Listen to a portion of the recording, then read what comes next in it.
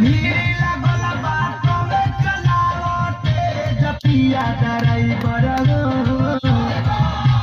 road में कांवरियन के भीड़ लागल बा कमे चलावते जपिया ड्राइवर